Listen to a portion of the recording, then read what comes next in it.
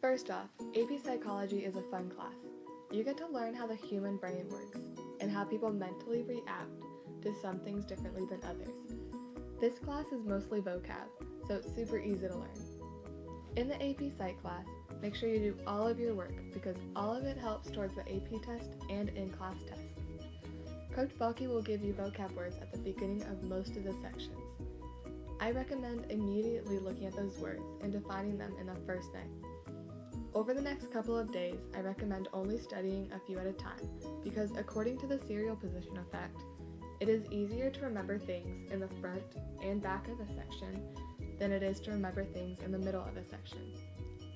If all you do is study the vocab, then you would easily pass this class, but it might be hard to come up with examples for the AP Psych test at the end of the year.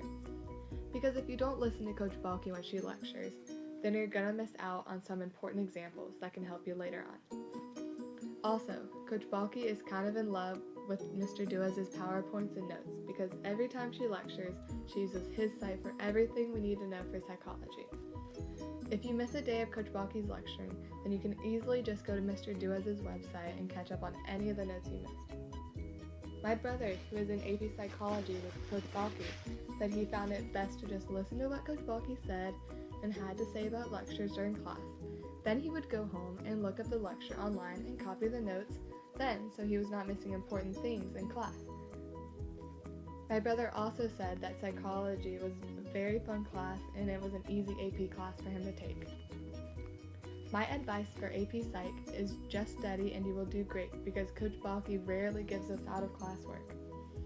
And also, I would recommend getting the online textbook instead of the hardcover textbook if you have a choice, because the hardcover textbook does not have a glossary for the vocab words, but the online one does.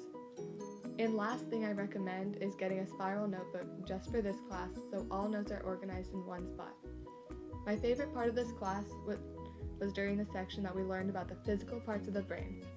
We got to look at a video of a brain being held and saw the imprint of a hand from the doctor handling the brain, and I thought it looked really cool.